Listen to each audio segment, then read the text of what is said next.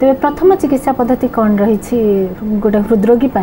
से कौन आयुर्वेदिक चिकित्सा कर पारिबो? हाँ जदि प्रथम चिकित्सा पद्धति के आमे जिबा आपण अर्जुन कहले सांगे सांगे जानी सारथिबे कारण नॉर्मली लोक मान जानिचंती अर्जुन गछटी लोकंक भावना को नहीं आमे से अर्जुन छाली आरंभ करिबा। तो अर्जुन रो छाली आपण नै आसंतु तार कंचा छालीटा भीतर पाखटा ताकू केते आपण आणुचंती ना सेथरु आपण आनिकरी 500 ग्राम पाखापाखी खरारे भल भाव काटी देकी ताकू सुखै दियंतु सुखैकरी ताकू आपण कुटी गुंड करी ताकू गोटे डबार बंद करी रखी दियंतु। अन्य पाखरे आपण कौन करूचंती ना 200 ग्राम गाई क्षीर नियंतु एवं 200 पानी नियंतु उभय सम परिमाण आपण नहीं गले नहीं ताकू भल भाव आपण फुटै दियंतु। बेसी निया देकी ताकू फुटेबे ने हल्का हल्का निया ताकू फुटेबे जेतळे से अधा हो जिवो ता अर्थ आपण जलीय अंशटा क्षीररू उड़ी जिवो अधा क्षीर रही गला तापर आपण कौन करूचंती ना ए जो चूर्ण आपण रखिचंती को चूर्ण अर्जुन छालीर चूर्ण रखिचंती से क्षीर धीरे से चूर्णरू 1 चामच नहीं कि मिसांतु ता सहित मिश्री गुंड एवं अलैच चूर्ण आपण केते केते परिमाण नेले ना आपण अर्जुन छालीर चूर्ण नेले गोटे चामच ता सहित आपण मिश्री गुंड गोटे चामच एवं अलैचर चूर्ण नेले अध चामच यह आपण भल भाव गोलैक्री आपको सकाळे गोटे थर एवं संध्यारे गोटे थर आपण नियमित भाव 1 मास सेवन करंतु देखिबे आपण हृदघातर माने भयटा बहुत परिमाण रे कमी जिवो एवं आपण गोटे सुस्थ जीवन बंची परिबे। आज्ञा तेरे ये जो पद्धति गोटे साधारण लोक जदि चाहिए से जानी आम विभिन्न जमती आम व्यायाम करुचे निजक सुरक्षित रखापी सेमती आम जदि जाने जमती आप कहले मधुमेह रोगी मान पाखे लक्षण न थाई केते भी समस्या देखा जाए सेमती गोटे मधुमेह रोगी अच्छी पाखे किसी समस्या ना किंतु से औषधटी को व्यवहार कर कि समस्या हम कि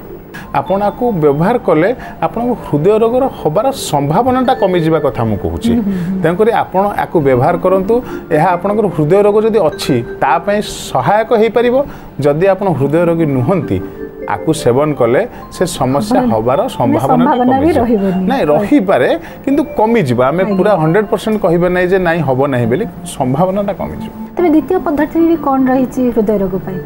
आपण माने जानी थिबे जे कोलेस्ट्रॉल हबा बा शरीर रे चर्बी बढ़िबा हृदय रोग को निमंत्रण दबा सहित समान होता है। तेणुक मु एबे जो पद्धति कहबी जे शरीर किपरि भाव में कोलेस्ट्रॉल मात्राटा बा चर्बी अंशटा कमी पारिबो से विषय लोकों को आमे गोटे औषध कहबा कौन करबा आपण माने गोटे कप पानी नियंतु ता संगे दालचीनी टिके भल भाव में कुटी दियंतु माने संपूर्ण गुंड होई नथिबो किंतु टिके खदरा थिबो किंतु गुंड करिथिबे आपण सेथरु गोटे चामच नै कि ताकू टिके फुटांतु ता जेतल अध कप रहिबो ताकू आपण छाणी दियंतु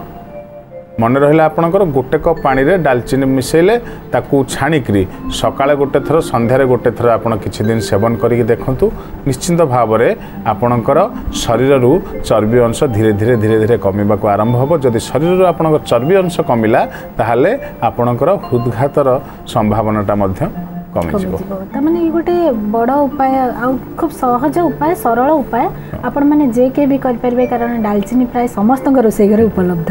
तेणु आपको आम सहजरे केवल इच्छा थिबा दरकार जदि इच्छा थिबो तबे आम जेकोसी चिकित्सा पद्धति को आपणेबा और तार सुफल नहीं पारिबा ये गोटे बढ़िया पद्धति आपण कहले कोलेस्ट्रॉल पाई आ जो माने कोलेस्ट्रॉल रोगी से माने सब बेले रिस्क रे थांती तांका हृदय को नेकी तो आपण माने ये पद्धति को आपणे पारिबे आ सहित आ गोटे आपण भाबुथिबे मन रे जे रसुण ऊपर सार कहंतु कारण रसुणटा कोलेस्ट्रॉल पाई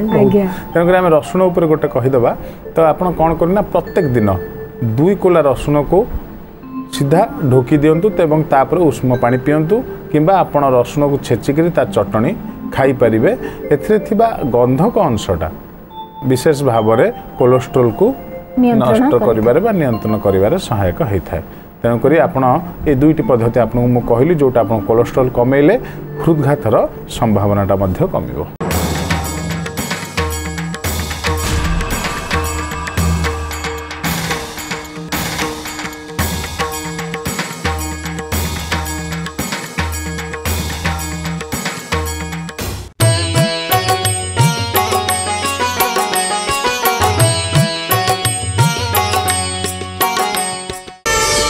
प्रार्थना आम ଆନନ୍ଦର ଉତ୍ସ।